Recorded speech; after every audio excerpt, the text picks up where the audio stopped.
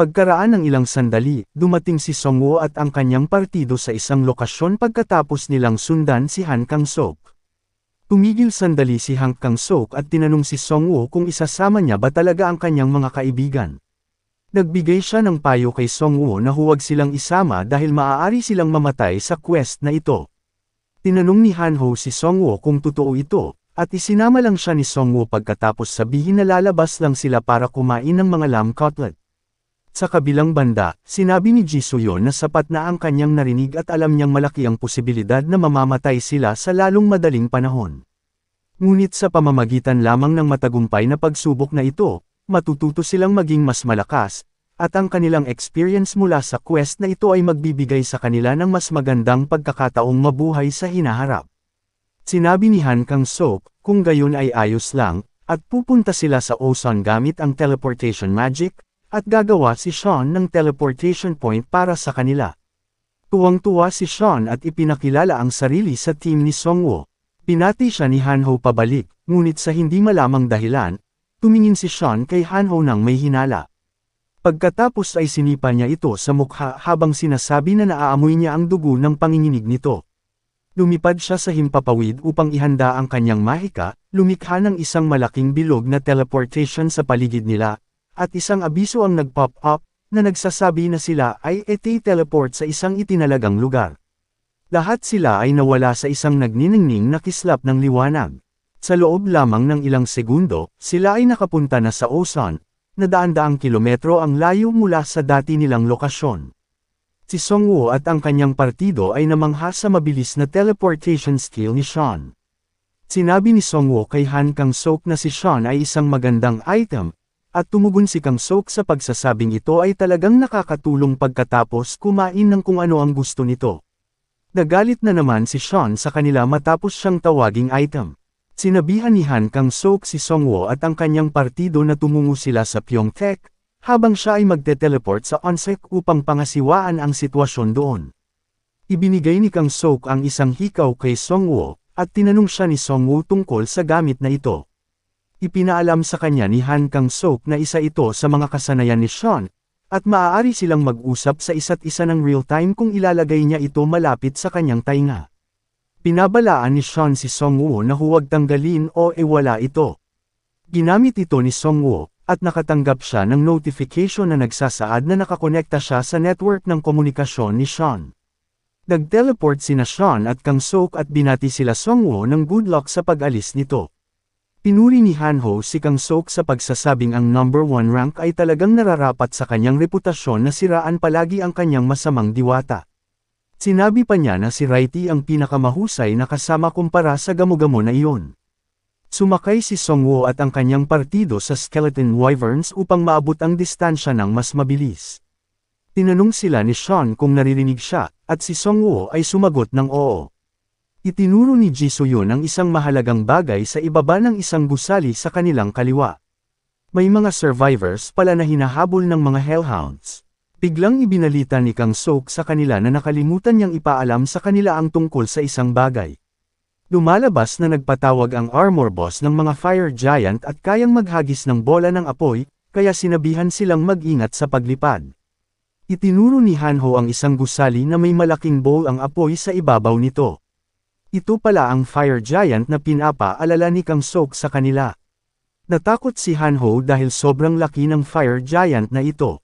Kumuha ang fire giant ng isang malaking tipak ng gusali gamit ang kanyang kamay, pagkatapos ay inihagis niya ito kay Songwoo at sa kanyang partido matapos itong mag-apoy. Sinabi ni Songwoo kay Hanho na kumapit ng mahigpit dahil huli na ang lahat para umiwas. Ang Skeleton Wyvern ay ganap na nawasak pagkatapos matamaan ng bowl ang apoy. Parehong nagsimulang mahulog sina Songwoo at Hanho, at sinabi ni Hanho na ito ang dahilan kung bakit ayaw niyang lumipad. Si Jisoo-yeon at Righty ay pumunta sa kanila sakay sa Wyvern upang iligtas sila. Nakuha ni Jisoo si Songwoo at hinayla siya pataas habang iniligtas ng Wyvern si Hanho sa pamamagitan ng paglagay nito sa kanyang bibig. Ipinaalam sa kanila ni Jisoo-yeon na mahirap nang lumipad ulit, at babagsak sila. Pagkalipas ng ilang segundo, bumagsak ang Wyvern sa lupa, at tinanong ni Jisoo-yeon ang iba kung ayos lang sila. Ang mga Hellhounds ay nagsimulang sumugod patungo sa mga nag-crash na manlalaro. Naghahanda si Jisoo na kalabanan silang lahat ng mag-isa, hiniwa niya ang karamihan sa kanila sa isang pag-atake, pero mas maraming Hellhounds ang sumugod sa kanila. Pinatay sila ni Songwoo sa pamamagitan ng paggamit ng kanyang dwarven crossbow, at nakatanggap siya ng 10,550 gold para sa pangangaso ng isang Hellhound. Lumabas ang Death Knight pagkatapos na maramdaman ang isang bagay. Sinabi ni Death Knight na ang lugar na ito ay nasa ganap na kaguluhan, at dapat din siyang maghanda. Nagmamadali sina Jisoo at Righty patungo sa isang grupo ng mga Hellhounds. Sinimulan nilang alisin ang mga ito pagkatapos laslasin ang mga ito sa maliliit na piraso. Sinabi ni Death Knight na mas lumakas si Jisoo at Righty, at tila kailangan din niyang magsumikap para lumakas mula ngayon. Ginamit ng Death Knight ang kanyang mga chains upang mahuli ang mga Hellhounds, pagkatapos ay gumawa ng slash attack sa kanilang lahat pagkatapos ng paghila niya sa kanila. Sinabi ni Songwoo sa kanyang mga miyembro ng partido na kailangan nilang umalis dahil malapit nang dumating ang higanti dito. Iniisip ni Songwoo na hindi niya sasayangin ang kanyang awakening state dito, at kailangan niyang tipirin ang paggamit sa kanyang pagtawag ng skeleton. Sa sandaling mapansin sila ng Fire Giant na iyon, ang lahat ng kanyang mid at lower ranked skeletons ay mawawala, at ito ay masasayang lamang sa kanyang awakening. Napagtanto ni Songwoo na bukas ang isang maliit na eskinita sa harapan nila, inutusan niya ang lahat na tumakbo patungo dito ng mabilis hanggat maaari. Ang Fire Giant ay nakatayo pa rin sa kanyang posisyon. Nag-iisip si Songwoo kung paano niya ito matatalo dahil sa sobrang napakalakas ng higanti, na kayang patayin ang isang wyvern ng isang tira. Ngunit kailangan muna nilang makarating sa isang ligtas na lokasyon, kaya ipinatawag ni Songwoo ang kanyang troll skeleton. Mahirap makahanap ng skeleton na tulad nito, ngunit inutusan pa rin ito ni Songwoo na harangan ang eskinita sa likod nila.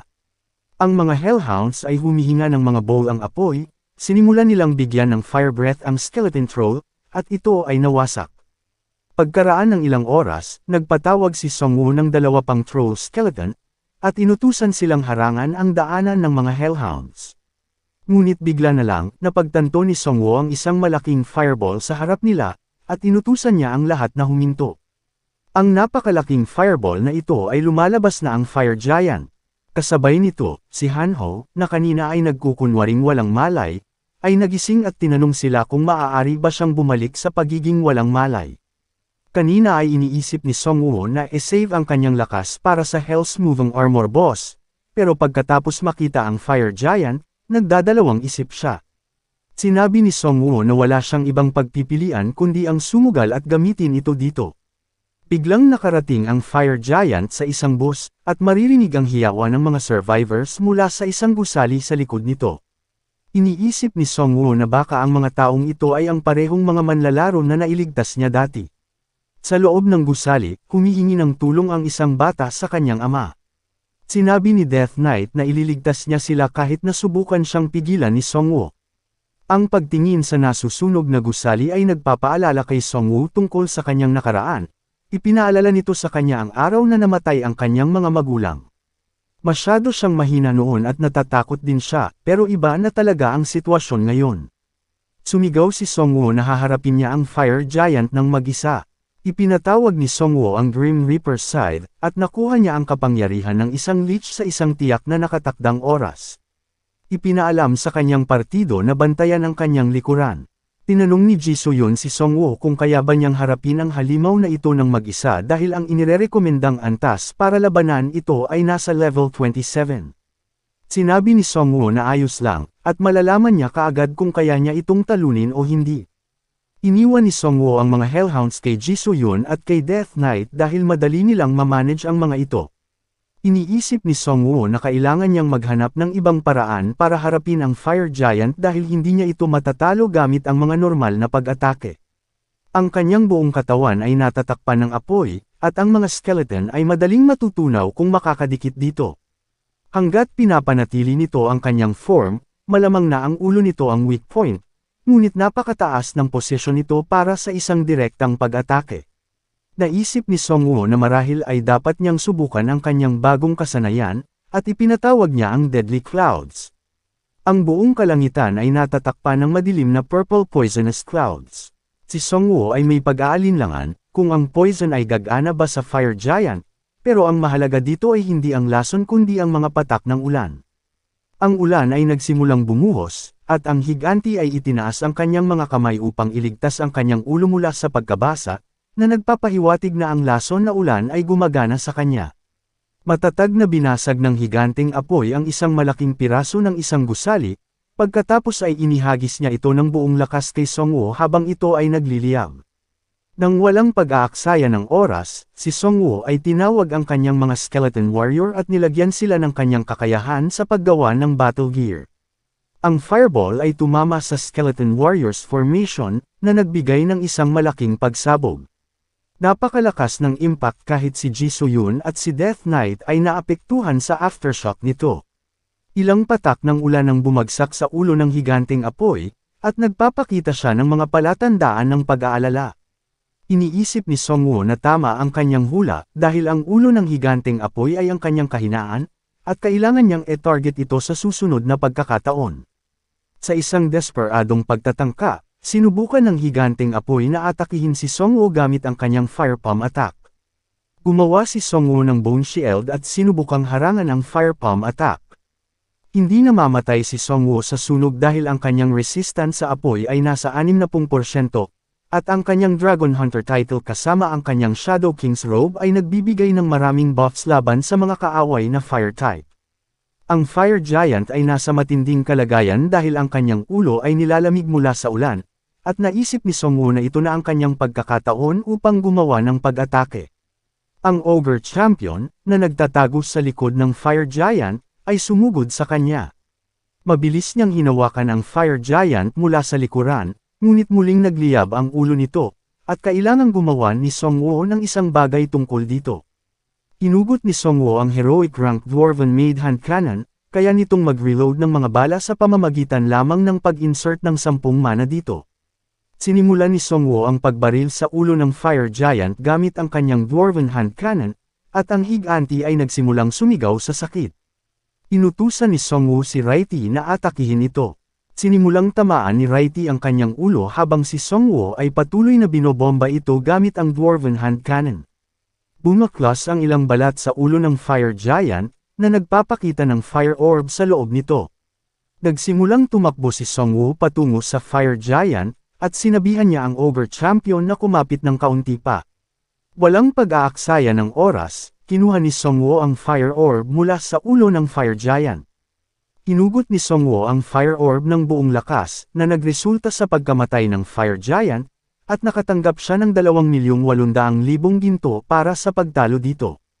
Bumalik sa kamalayan si Hanho matapos malaman na natalo ni Songwoo ang Fire Giant at tinanong ng Death Knight si Hanho kung gaano katagal niya balak kumapit sa kanya.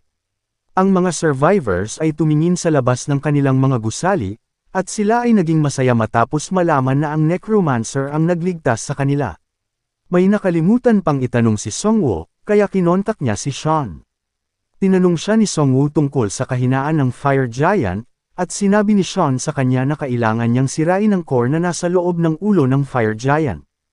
Pinalaan niya si Songwoo sa pagsasabing ang Fire Giant ay isang mapanlinlang na kalaban, at maging si Han Kang-sok ay nahihirapang kalabanan ito. Pero sinabi sa kanya ni Songwoo na alam na niya ang tungkol sa kahinaan na ito, at tinanong siya ni Sean kung paano niya nalaman. Sinabi sa kanya ni Songwoo na binuksan na niya ang ulo at naglabas ito ng fire orb. Matapos itong marinig, sinabi ni Sean kay Kang-sok ang tungkol sa malaking problemang ito, at naririnig din siya ni Songwoo. Iniisip niya na baka nag-aalala siya tungkol sa pusta niya kay Kang-sok at posibleng manalo kung magpapatuloy siya sa ganitong bilis. Dagdag pa, nasa kanyang mga kamay ang isang premium na item tulad nito. Ang Fire Orb na ito ay isang heroic rank na material na tinatawag na Life Force of Fire, naglalaman ito ng malakas na kapangyarihan ng apoy na wala sa totoong mundo. Kung matutugunan ng ilang partikular na kondisyon, maaaring makontrol niya ang apoy na ito gamit ang mana. Sa kanyang crafting experience, ito ay isang magandang material, ngunit ang tunay na problema ay ang isang tato na lumitaw sa kanyang braso. Ang paglalarawan dito ay nagsasabi na ito ay itinatak ng mga demonyo ng impyerno. Ang mga demonyo ng lugar na ito ay masusubaybayan siya, at ang sumpang ito ay aalisin kapag ang boss monster na Hell's Moving Armor ay matatalo. Hindi nagpaplano si Songwoo na iwasan, at kahit na masubaybayan siya ng mga ito, magagamit niya ito sa kabaliktaran. Maghahanap siya ng isang lokasyon na siya mismo ang pipili, at sinabi sa kanyang partido na oras na para gumawa ng maganda at nakakatuwang bitag. Isinama ni Songwoo ang lahat ng mga survivors, at pumunta sila sa isang paaralan. Gumagawa sila ng malalaking butas sa field ng paaralan, at ito ay isang magandang lugar dahil ang lugar na ito ay walang maraming bagay na susunugin, at ang malawak na espasyo nito ay nagbibigay ng pinakamagandang lugar sa labanan. Isang survivor ang nagsabi kay Songwoo na dinala nila ang lahat ng fire extinguisher mula sa mga kalapit na gusali, gaya ng hiniling niya. Buhay na buhay silang lahat salamat kay Songwoo, at papunta sila sa Yeongdongpo matapos marinig ang tungkol sa Metro Union, ngunit wala silang ideya na ang Hell's Moving Armor ay papunta sa lugar na iyon. Sinabi sa kanila ni Songwoo na mas malaki ang tsansa nilang mabuhay kung haharapin nila ang mga demonyong apoy na ito dito mismo, sa halip na walang ideya na ligtas na tumungo sa norte. Ipinaalam pa sa kanya ng mga survivors na inilibing na nila ang mga bangkay ng halimaw sa buong field gaya ng kanyang hiniling, at pinuri sila ni Songwoo sa pagsasabing ito ay makakatulong sa kanya ng malaki sa laban na ito. Sinabi ni Hanho na dapat silang magtago ngayong handa na ang lahat ng mga bitag, ngunit bago niya makumplito ang kanyang pagsasalita, nakakita siya ng napakalakas na kislap ng kidlat. Si Hanho ay nagtataka tungkol sa kung paano maaaring mangyari ang kidlat na iyon, habang ang kalangitan ay ganap na maaliwalas. Tinanong niya ang iba kung nakita din ba nila ito o kung siya lang ba ang nakapansin, ngunit bago pa niya masabi ang anumang bagay, isang malaking ulap ang lumitaw kung saan, ang mga kidlat ay lumalabas mula rito. Sa loob lamang ng ilang segundo, ang mga ulap ay nagsimulang maglabas ng malalaking kidlat sa lupa. Medyo nabalisa ang lahat, at alam ni Songwoo ang tungkol sa lugar kung saan nagmumula ang mga ulap na ito. Ang mga ulap na ito ay nagmumula kay Kang Sok, ito ang lugar kung saan nagpunta si Han Kang Sok para harapin ang Hell's Moving Armor. Ngunit wala siyang ideya kung ang kidlat na ito ay nauugnay kay Kang Sok o kasanayan ng boss monster. Wala silang gaanong oras para pag-isipan ito, dahil ipinaalam sa kanila ni Ji Soo-yun na narito na ang Hell's Moving Armor. Sinabihan ni Songwoo ang mga survivors na pumasok sa loob ng gusali, at nagsimula silang lumipat ng hindi nag-aksaya ng anumang oras. Ang Hell's Moving Armor ay naglalabas ng isang espesyal na uri ng init na mararamdaman mula sa malayo. Si Songwoo ay nag-iisip na ang heatwave na ito ay napakalakas, at ang hangin sa paligid nito ay ganap na naiiba mula sa Fire Giant. Wala siyang choice kundi gawing bitag ang sarili niya dahil siya lang ang may mataas na fire resistance. Ang lahat ng fire-type monster ay handa na kay Songwoo, at sinisigawan niya ang Hell's Moving Armor at ang Hellhound na nakapaligid dito na lumapit at kalabanin siya.